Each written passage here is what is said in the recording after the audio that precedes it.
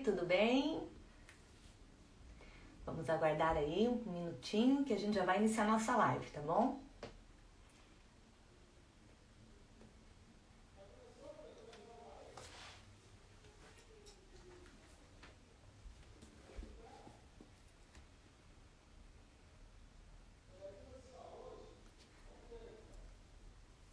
O pessoal tá entrando. Olá, o pessoal tá entrando. Eu não tenho acesso aí ao celular, então não consigo ver, mas a minha irmã vai anotar tudo e hoje ela não vai esquecer de ninguém.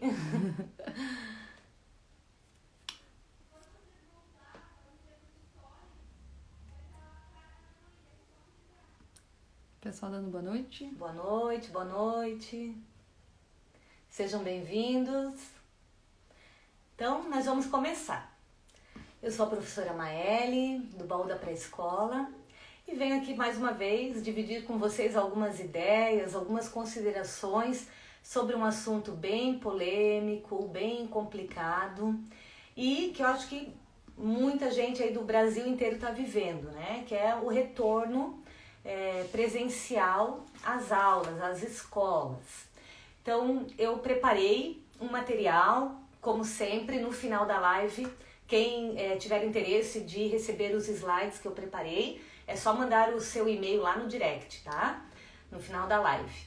E aí eu vou estar disponibilizando para vocês, tá bom? E aguardar aí até o final, que no final tem uma surpresa para, como sempre, né? Eu gosto de compartilhar com vocês, tá? Então vamos começar. Desafios e possibilidades para o retorno presencial. Então, eu organizei essa fala em 4 pontos. O primeiro ponto, falar um pouquinho sobre os protocolos, que não é, assim, o foco principal da minha fala, tá? Mas a gente vai abordar de forma geral. Falar um pouquinho sobre saúde física e emocional, sobre organização dos espaços e sobre o planejamento, que é como que a gente pode, né, as possibilidades para a gente estar recebendo as crianças da melhor maneira possível nesse momento, tá? Então, os 4 pontos da live. A gente começa aí com os protocolos. Então, em primeiro lugar, é importante que a gente compreenda profundamente, conheça, leia, se integre, né, sobre os protocolos de segurança do seu município e da instituição que você trabalha. Varia muito do público para o privado, varia muito de cidade para cidade e a gente, enquanto profissional da educação, tem o dever de ler esses protocolos, de tirar as dúvidas, porque a gente precisa ter segurança.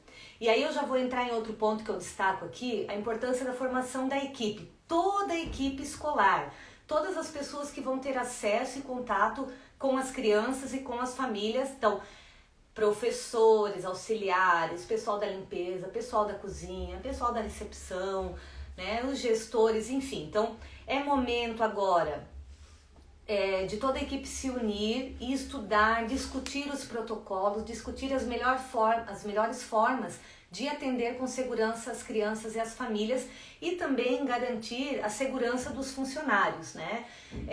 A gente só vai conseguir trabalhar tranquilo e atender bem as crianças se a gente se sentir seguro. Então, essa parte inicial de preparação, de discussão do protocolo, de aprofundamento, é fundamental. Para você receber as crianças nesse momento, o seu ambiente, né, ele precisa estar 100% higienizado. Então, a higiene agora ela tem um papel muito importante, como eu disse, para que as pessoas se sintam seguras, né? E a escola ela tem que estar organizada, preparada para oferecer aí equipamentos de segurança. Álcool gel, máscara. Lá na escola eu já voltei a trabalhar, já vai fazer 1 mês. Então a gente recebeu aí uma espécie de jaleco, né? Que a gente cobre as mangas, vem até o joelho. Então, porque a gente sabe que a questão do contato para a criança é muito importante. Então eles abraçam, enfim. Então o professor ele também tem que se sentir protegido, tá? E a instituição ela tem que estar organizada aí para oferecer os equipamentos de segurança para toda a equipe. Outra questão fundamental quando a gente fala de protocolos é a questão da intersetorialidade, tá? O diálogo constante com os profissionais de saúde. Isso já está previsto lá na nossa Diretriz Nacional da Educação Básica, na nossa Diretriz Nacional da Educação Infantil, e acho que chegou o momento, né, de colocar finalmente essa intersetorialidade em prática. Buscar os postos de saúde que estão próximos da instituição, o contato com médicos, com enfermeiros, para que eles possam nos orientar, trocar informações, como que a gente vai reorganizar a rotina das crianças, né, esse cotidiano das crianças na educação infantil, para que elas sejam atendidas com segurança e para que os profissionais que estão atendendo essas crianças também se sintam 100% seguros, tá? E outra questão importante, falando em protocolo, é a questão da formação e informação às crianças e à comunidade escolar. Então, primeiro a nossa equipe tem que se sentir segura, e aí a gente vai começar a receber as pessoas, né? E aí esse acolhimento, ele tem que estar voltado aí com todas as medidas de segurança. Então, promover várias, tá? A gente não tá falando só de uma, mas mais de uma reunião aí, pode ser online com as famílias, tá chamando essas famílias, tá apresentando os espaços da escola, algumas questões que são bem significativas são os vídeos. Então, organize pequenos vídeos, né, mostrando os espaços da escola, os combinados, as novas regras, como que a gente vai estar habitando esse espaço de uma nova forma, né, agora nesse período de pandemia. Então esses vídeos eles vão circulando e eles também vão educando, né, a nossa comunidade escolar em como se comportar no ambiente escolar a partir aí desse retorno, tá? Então, como eu falei, não vou me aprofundar nessa questão de protocolo, eu só trouxe, né, para frisar a importância da comunicação e da formação da equipe, formação da comunidade e aí também, né, a questão da educação às crianças para que elas aprendam a conviver nesse ambiente, tá? Agora o segundo ponto, saúde física e saúde emocional. Aí a gente se pergunta, por que voltar agora? Né? Falta aí um mês para o ano acabar, a gente já entrou em novembro, para quê? Né, porque as crianças, a gente trabalhou de forma remota aí ao longo do ano, as crianças tiveram acesso à educação, algumas mais, outras menos, né, a gente teve um ano de oportunidades para avaliar aí, a importância da educação infantil, nunca foi dado tanta valorização aí aos profissionais da educação infantil, acho que foi um ano importante, onde a gente pôde mostrar o nosso valor para as famílias, né, pro além só do cuidar para o pai trabalhar. Então, acho que isso ficou muito evidente na vida de todo brasileiro e, enfim, né, de todas as pessoas aí do nosso planeta que passaram junto conosco por essa pandemia. Mas para que voltar agora? E aí eu assisti uma live do Paulo Fock com a Rita Coelho e a Rita Coelho falou sobre isso. E ela trouxe um aspecto bem importante, né? É claro que a saúde física está em primeiro lugar, tanto que a gente ficou parado aí desde o mês de março, né? Quando viu-se aí a fragilidade que a educação estava passando, né, com essa pandemia. Então as escolas fecharam e agora com a diminuição aí do contágio, cada estado, cada município, enfim, foi se organizando para esse retorno. Ninguém abriria a escola se não tivesse aí a possibilidade, né, de voltar com segurança. Pelo menos a gente acredita nisso, né? Então se está abrindo é porque já existe aí uma possibilidade das crianças estarem retornando para o ambiente escolar. Então, além da questão da saúde física, a Rita Coelho trouxe um ponto bem importante que é a saúde emocional. E nesse ponto, eu como mãe e como professora concordo muito com ela, né? Porque agora eu estou residindo aqui em Curitiba e eu tenho 2 filhos, um de 3 e uma de 14. E a diferença no comportamento deles, na questão psicológica, tudo foi gigante com esse retorno, né, agora dentro dessas últimas semanas. Estão mais tranquilos, estão mais felizes, o fato de sair de casa, de ter contato com os amigos, né, com outras pessoas, com outro ambiente, ter o seu espaço, né? Então, acredito que a importância da integração nesse momento é fundamental. Então, nós estamos voltando não tanto pela questão da educação, porque o ensino híbrido ele vai continuar, né? A gente precisa garantir a educação aí para os grupos de risco, que vão permanecer em casa, então a gente vai continuar com o ensino remoto, acho que isso é meio que unânime. O retorno presencial é opcional, né? Não vai substituir o ensino remoto, mas esse retorno gradual, por exemplo, tanto a minha filha, quanto meu filho, quanto eu também, a gente retornou 2 vezes por semana, terça e quinta. Horários reduzidos também, mas ter contato com outras crianças, estar inserido aí no seu grupo, né? Ter contato aí com o seu grupo social, com a sua faixa etária, ou com faixas etárias diferentes, enfim, está sendo fundamental aí para o cuidado dessa saúde emocional das crianças. Como eu disse, estou contando um pouquinho da minha experiência como mãe, tá? E é importante também, como a gente vai ter um espaço pequeno de atendimento, porque vai ser cerca de 1 mês, se não parar de novo, a gente não sabe, né? Cada semana é uma semana, né? A gente está vivendo aí um dia de cada vez. Mas é importante que as crianças aprendam e se familiarizem com o novo normal. Então, nada mais será como antes, né? O mundo mudou, a escola vai estar diferente e as crianças precisam aprender a ocupar esse novo espaço escolar com segurança, tá? Então, agora os retornos geralmente, né, estão acontecendo de forma escalonada, com grupos menores, com tempo reduzido, para que as crianças, os professores, os funcionários, enfim, toda a comunidade aprenda a ocupar novamente esse espaço da escola de forma segura, garantindo a saúde física e a saúde emocional de todos. E aí, vamos para o terceiro ponto, que é a organização dos espaços. Agora eu já vou entrar na minha praia aí, que é a praia, né, do planejamento, tá? Então, é o como, né? Até agora a gente estava aí falando mais essa parte de protocolos, enfim. Então, vou trazer um pouquinho, eu já fiz até um vídeo falando um pouco sobre isso antes de eu retornar, e agora eu posso falar com mais propriedade, porque já estou indo aí para a 4ª semana de trabalho com as crianças, tá?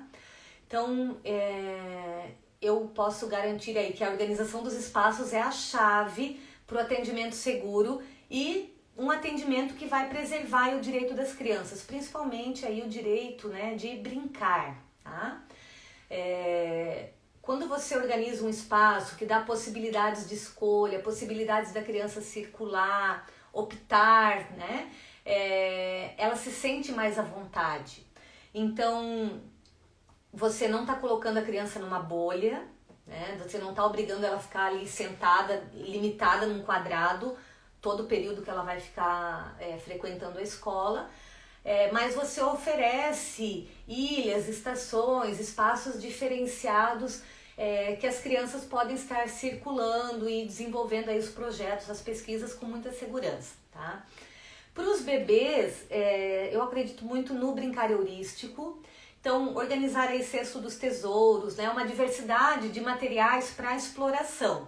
Então, qual que é a dica? Você prepara vários kits, então às vezes aquele cesto do tesouro tão grande, você vai dividir ele, né, em 3, 4, dependendo da quantidade de bebês que você vai atender, para facilitar aí a higienização. E aí esses kits, eles vão de acordo com a sua pesquisa, com as necessidades, os interesses das crianças, tá? As crianças bem pequenas e as crianças pequenas, então a gente pode investir aí no jogo heurístico, nas bandejas de experimentação, nas zonas circunscritas, nos cantinhos, lá na escola a gente chama de estações de aprendizagem. Então você vai criando pequenos ambientes na sua sala, e isso dá certo. Agora a gente tem um número menor de crianças, né, por horários, então eles conseguem circular, e aí claro que a gente não vai encher de cantos, né, mas 3, 4 cantos, você vai ver aí dependendo do tamanho do seu espaço, tá? Pensando em coisas que as crianças gostam, que você pode estar organizando, oferecendo, pode estar pensando junto com as crianças, né? Para estar preparando várias opções para as crianças circularem. As mesas. A gente sabe que a mesa não é um item aí primordial na educação infantil, principalmente aí para os bebês e para os bem pequenos. Algumas escolas estão optando por mesas, porque até é uma forma de estar controlando melhor, né, a ocupação do espaço. Então, a mesa a gente pode estar utilizando aí para estar desenvolvendo experiências, jogos, leituras, enfim, né? Por exemplo, na minha sala eu mantive 2 mesas que a gente ainda ocupa dependendo do que a gente vai estar fazendo, né? Além dos outros espaços que eu organizei para as crianças estarem brincando e circulando. Algo importante, a comunicação com as crianças, tá? Para que estabelecer com eles os combinados, para que eles tenham autonomia para estar circulando nesse espaço. Então, a gente vai fazendo combinados e lembrando eles constantemente. Então, vou falar de um canto que tem lá na minha sala, né? Eles têm uma caixa com madeiras e eles amam fazer pista de carrinho para Hot Wheels. Então, tem esse cantinho lá com as madeiras, com os carrinhos, com miniaturas que eles gostam de brincar. Então, eles já sabem que quando eles estão naquele cantinho, quando eles terminam, já tem lá o spray com álcool gel, eles higienizam para o próximo grupo que vai estar sentando ali, brincando e ocupando aquele espaço. É claro que eu trabalho com a pré-escola, são crianças, né, que já estão fazendo 5, alguns já têm 6 anos, então eles já têm bastante autonomia, eles já estão bem seguros aí nessa questão da utilização do álcool na sala e tal, né, eles estão usando tudo isso com segurança. Para os menores, né, o papel do professor, né, ele vai ser ainda maior nesse momento de estar orientando e também ajudando aí na higienização desses espaços para que as crianças possam circular e brincar, tá? E o álcool, né, ele tem que estar sempre à disposição para a higienização das mãos, dos espaços e dos materiais que vão estar sendo utilizados. Aí isso vai da organização de cada escola. Na minha escola, no período da manhã, então a gente tem 2 intervalos de 30 minutos para higienizar o ambiente da sala, né? Então, além dessa higienização que a gente está fazendo com as crianças, tem uma equipe que passa lá e ajuda, né? E a gente também se envolve nisso para ajudar a equipe da limpeza também. Então, para que todo mundo, como eu disse, se sinta seguro, tá? Então, sobre a organização dos espaços, são essas 6 dicas, né, que eu separei aqui para passar para vocês. E agora, vou falar um pouquinho sobre o planejamento, tá? Então, coisas que precisamos considerar no planejamento. Então, primeiro eu separei 3 tópicos. O tempo, como a gente está trabalhando com horário reduzido, a gente tem que ter muita atenção em que experiências a gente vai estar proporcionando para as crianças. Eu até anotei aqui, tem que ser bom, né? Tem que fazer sentido. E eles estão, assim, muito ansiosos para voltar. Às vezes, na primeira semana é aquele retorno mais tímido, né? Faltam mais crianças, mas eu vou falar para vocês por experiência própria, né? Na pesquisa eram 6 crianças, na primeira semana eu recebi, não me lembro se foi 8 ou 9, e agora eu já tô com, são 20 crianças na minha turma, 16 que estão assíduos ali frequentando. Os que não estão é por questão de saúde mesmo, né? Como eu disse, o grupo de risco ele tem essa opção, né? Uma opção das famílias, mas enfim, as crianças gradativamente vão voltando, né? Essa necessidade de estar em contato com o seu grupo é muito grande, então as famílias acabam observando nas primeiras semanas para ver como vai a movimentação, para depois acabar mandando, né, os seus filhos também. Então tem que fazer sentido, tem que ser bom, tem que ser gostoso e realmente as crianças elas já estão até estranhando esse tempo reduzido, eles sempre querem mais, né? Quando eu digo que acabou, eles, professora, a gente quer mais um pouquinho, né? De tão gostoso que está sendo, tão bom estar ali um com o outro e conversando e brincando e fazendo, né, todas as experiências. Então, a gente considera aí o tempo, então pensar, né, em atividades, experiências que façam sentido e que sejam significativas. O grupo, então pensando no grupo reduzido, então eu não trabalho agora mais com as 20 crianças. essas 16 crianças que estão frequentando aí assiduamente, como eu falei para vocês, elas também vão em horários diferenciados, não são as 16 ao mesmo tempo. Na verdade, são grupos de 5, que são 3 grupos de 5, né, que eu vou atendendo aí ao longo da semana. Então, você vai considerar o tamanho do grupo que você vai atender, a faixa etária e as necessidades e os interesses de acordo com a faixa etária. Então, você vai oferecendo espaços e materiais aí de acordo. E aí eu já vou entrando no terceiro ponto que eu penso que é importante a gente considerar, que é a questão dos espaços e materiais, né? Então, eles têm que estar organizados em kits ou em cantos de acordo aí com a sua intencionalidade, né? E com as necessidades e os interesses das crianças. A gente prepara aí algo para acolhê-los, né, de forma significativa, e você começa a viver com as crianças, e aí isso vai se alterando, esse cenário vai se alterando conforme eles vão habitando esse espaço. E outra coisa, para finalizar, que eu considero fundamental, é ponderar aí aqueles 4 momentos, né, que vem lá da Amy Pickler e que o Paulo Fock fala bastante, que eu já venho falando aí em outros momentos, outras formações com vocês. Os 4 momentos no período que as crianças estão na escola, que são, né, os momentos conduzidos, momentos optativos, momentos de atenção pessoal e momentos de atenção coletiva. Então, quando eu penso nesses 4 momentos, em primeiro lugar, eu tenho que compreendê-los de forma integrada, lembrando que a criança ela vai estar sempre no centro do processo educativo, e como eu vou organizar um contexto, né, um contexto educativo abraçando esses 4 momentos. Por que eu trago isso como um ponto importante? Porque como agora a gente está passando aí por esse período, né, de adaptação, de muita incerteza, muitas vezes você acaba organizando o seu espaço e o momento que você vai ficar com as crianças só de forma conduzida, tá? Isso é comum no começo, porque a gente ainda tá, assim como as crianças vão aprender a ocupar esse espaço, o professor também. Mas a gente tem que colocar na balança, né? Para que as crianças não fiquem ali só cumprindo ordens do professor e fazendo aquilo que a gente acaba conduzindo. Então, vai ter momento conduzido, mas também vai ter momento que a criança vai optar, também vai ter momento que você vai dar uma atenção individual e também vai ter aquele momento de atenção coletiva. Aí eu destaco aqui pontos, pensando aqui na minha prática, e que quando eu vou planejar, eu gosto de colocar na balança para que esses 4 momentos aconteçam de forma integrada, né? Nunca de forma fragmentada, tá? Mas que esses 4 momentos não seja prevaleça mais do que o outro, tá? Então, por exemplo, como agora a maioria das escolas, eu vou falar aqui pela minha realidade, está com um tempo reduzido, então os momentos de atenção pessoal, eles estão se restringindo aí à higiene, né, e à alimentação, ao acolhimento, enfim, o repouso, né, que é um momento importante aí de atenção pessoal, geralmente não está acontecendo porque o atendimento integral ainda não retornou, né. Agora eu estou falando da minha realidade, talvez na sua já retornou. Então, se retornou o repouso, né, é um momento de atenção pessoal importante.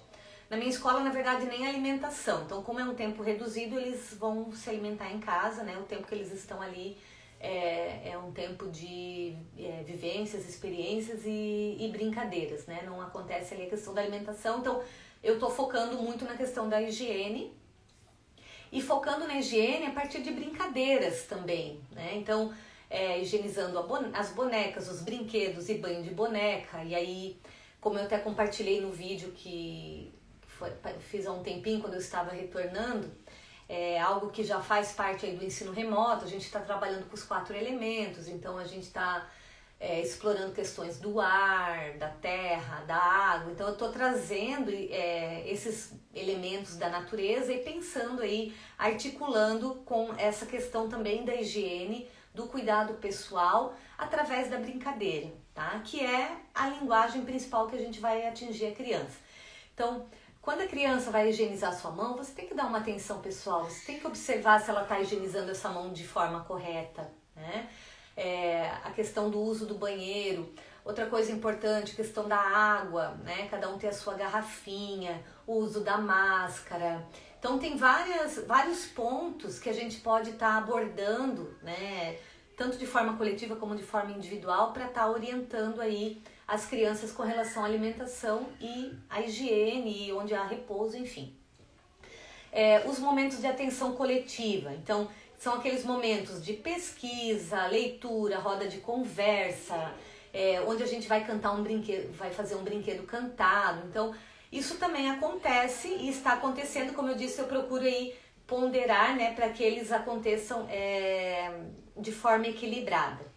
Momentos optativos também precisam acontecer. E se você organiza um ambiente que proporcione isso, né, a criança ela também se sente mais à vontade, tá? Ela sai daquele modo robotizado, que eu só vou fazer o que a professora manda, né? E ela também exerce aí esse direito de escolha, né? De participar, enfim. E aí, na minha experiência, como o tempo na minha escola é bem reduzido de atendimento, né? Então eles já sabem que o acolhimento e a saída, eu reservo ali uns 15 minutos para que eles possam estar brincando, optando, né, nos ambientes da sala. Ao longo, né, dos outros momentos também, tá? Como eu disse, esses momentos eles acontecem de forma integrada, mas hoje na minha realidade, então eu organizo aí o acolhimento e a saída pensando, né, nesses momentos optativos. E os momentos conduzidos, onde a gente faz construção de brinquedos, então a gente construiu aí paraquedas, bolha de ar, a gente foi pegar como que a gente pode pegar o ar, então a gente fez balão com sacola e bolinha de sabão, enfim, então a gente vai, esses momentos conduzidos, eu também procuro proporcionar experiências, né, significativas que tem a ver com o nosso projeto, com a nossa pesquisa, e como eu disse, que fazem sentido. Então eles estão super envolvidos nessa questão aí dos 4 elementos, e aí eu procuro estar trazendo aí várias construções, né, para fazer sentido, e eles adoram. Experiências também, nós já fizemos algumas, os jogos, etc, né? Então são aqueles momentos que a professora acaba conduzindo. O que eu gostaria de chamar a atenção, né, só reforçando, para que o tempo que eles passem na escola não seja só um tempo conduzido, né? Que você consiga mesclar aí esses 4 momentos de forma integrada nesse novo cotidiano, nesse novo fazer pedagógico, tá? E aí, gente, assim, é muita incerteza, inclusive hoje eu estava vendo, eu sei que eu tenho um público grande aí de Joinville, né? Joinville retornou e já está mudando a bandeira, então a gente, como eu disse, é um dia de cada vez, né? A gente não sabe, a gente está passando por um momento de incerteza, dá medo de voltar, eu também senti muito medo, também muita insegurança, mas agora eu vou falar por mim, tá? Foi bom voltar, foi bom pra mim, foi bom para os meus filhos, tá sendo bom para as crianças que eu estou atendendo, eles chegam na escola felizes, eles não querem ir embora, né? Fica sempre aquele gostinho de quero mais. Eu acho que quando a gente faz as coisas com planejamento, com segurança, a gente consegue oferecer aí um ambiente significativo para as crianças, tá? Então, retomando aí os 4 pontos que eu apresentei, né? Então é o protocolo, a saúde física e emocional, a organização dos espaços e o planejamento. Tudo isso tem que acontecer de forma integrada, para que você se sinta seguro e passe essa segurança para as crianças, tá? E aí, para fechar, né, essa nossa conversa de hoje, eu trago uma frase do Souza Sodré, que eu acho que combina aí com o que a gente está vivendo, né? E nas incertezas da vida, a melhor opção será sempre tentar. Então, a gente tem que tentar. Uma hora a gente tem que voltar. A gente está desde o dia 20 de março aí, acho que meio que se preparando para voltar. Então, no começo, achamos que íamos voltar em 15 dias, depois em 1 mês, depois em 2 meses, depois, agosto todo mundo volta. Chegou agosto, ninguém voltou. Aí quando chegou ali setembro, outubro, não, esse ano a gente não volta mais. De repente, né, começou aí uma onda de escolas voltando, enfim, redes decidindo pelo retorno. E aí pegou todo mundo de surpresa, né? E eu acho que uma hora a gente ia ter que voltar, então vamos aprender a conviver com esse novo normal, né? Espero ter contribuído aí com alguma ideia que tenha valido aí para você, para o seu dia a dia.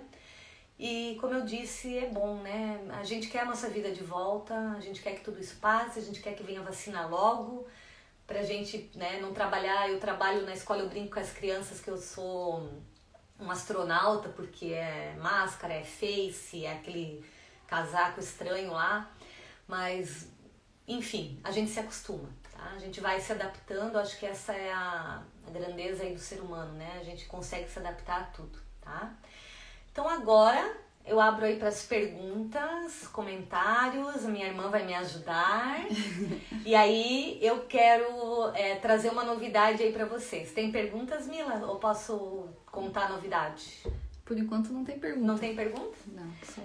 Tá, então eu vou... Enquanto vocês pensam aí, se alguém quiser fazer alguma pergunta, como eu disse, eu já voltei a trabalhar já faz quase um mês, né? E aí posso estar compartilhando um pouquinho mais da experiência desse retorno com vocês. Mas eu quero convidá-las aí para participar de uma formação sobre documentação pedagógica. Tá? Então, como que a gente pode estar documentando aí o cotidiano da educação infantil por meio da documentação pedagógica?